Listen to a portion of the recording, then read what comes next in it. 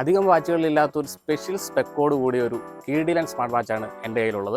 അതെന്താണെന്ന് അറിയണ്ടേ? നമുക്ക് ഡീറ്റെയിൽ വീഡിയോയിലേക്ക് പോകാം. Welcome to Palakkaran media.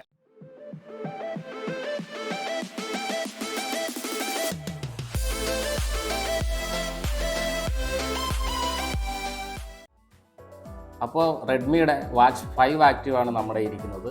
ഏറ്റവും ലേറ്റസ്റ്റ് മോഡലാണ് നമ്മൾ കയ്യിലെടുത്തിരിക്കുന്നത്. അതിൻ്റെ ഒരു ഫസ്റ്റ് ഇംപ്രഷൻ ഡീറ്റെയിൽഡ് വീഡിയോ ആണ് നമ്മളിന്ന് ചെയ്യുന്നത്. അപ്പോൾ ആദ്യം തന്നെ നമ്മൾ ബോക്സിലെ സ്പെക്കുകൾ നോക്കിയിട്ട് ഒന്ന് പറഞ്ഞു തരുവാണ്. ആദ്യം പറയാനായിട്ടുള്ളത് ലാർജ് ഡൈനാമിക് ഡിസ്പ്ലേ ആണ് പറയുന്നത്. 5.08 സെൻറ്റിമീറ്റർ ആണ്, 2 ഇഞ്ച് ഡിസ്പ്ലേ ആണ് ഇതിന് വരുന്നത്. അതുപോലെ പ്രീമിയം മെറ്റൽ ബോഡി ഡിസൈനാണിത്. അതുപോലെ 3 മൈക്ക് ENC4 ക്ലിയർ കോളി അത് പറയുന്നുണ്ട്.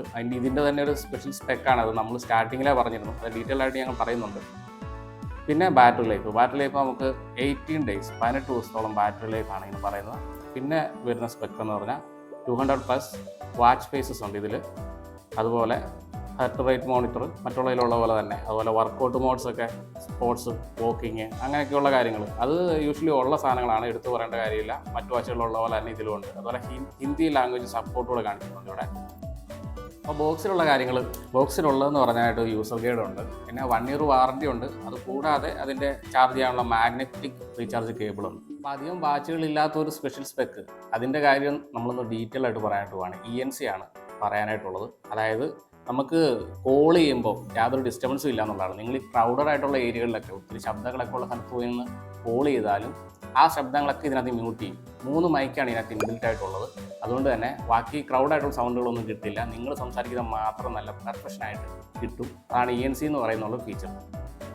അപ്പം ബാറ്ററിയുടെ കാര്യം ഒന്നുകൂടെ ഡീറ്റെയിൽ ആയിട്ട് പറയാം. 18 ദിവസം ബാക്കപ്പ് ഞാൻ പറഞ്ഞു. പക്ഷേ 18 ദിവസം നമ്മൾ നോർമൽ യൂസ് ആണ്. നമ്മൾ ഹെവി യൂസേജ് ഉണ്ടെങ്കിൽ, അതായത് കോളിംഗ് കണക്ടിവിറ്റിംഗ് ഒക്കെ ഉള്ള ഹെവി യൂസേജ് ആണെന്നുണ്ടെങ്കിൽ 12 ദിവസമാണ് പറയുന്നത്.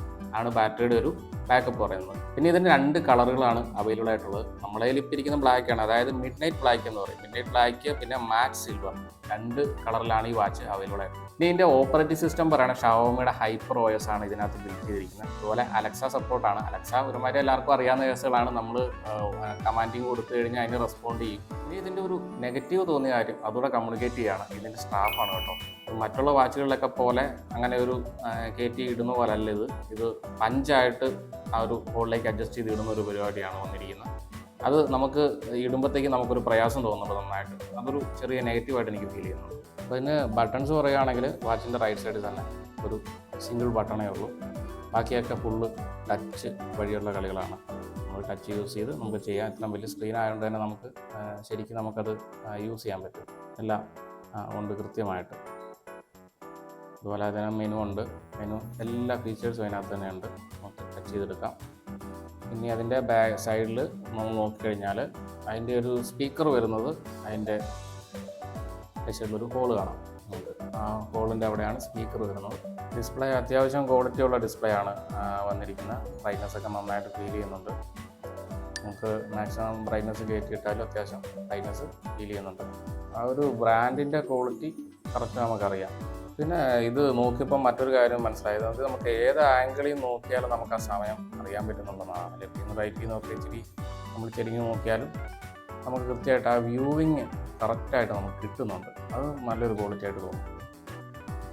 പിന്നെ വാച്ച് ഫേസ് നോക്കുകയാണെങ്കിൽ നമുക്ക് ഇതിൽ തന്നെ ഒരു 3 കിടപ്പുണ്ട്. അതുകൂടാതെ അത് മാത്രമല്ല, നമുക്ക് ഇതിൻ്റെ ആപ്പ് ഫോണിൽ ഇൻസ്റ്റാൾ ചെയ്തിട്ട് നമുക്ക് വാച്ച് ഫേസ് ഇഷ്ടം പോലെ നമുക്ക് ആഡ് ചെയ്ത് നമുക്ക് ഇഷ്ടത്തിനനുസരിച്ചുള്ള വാച്ച് ഫേസിനകത്ത് സെറ്റ് ചെയ്ത് വെച്ചിട്ട് കൊണ്ടുനടക്കാം.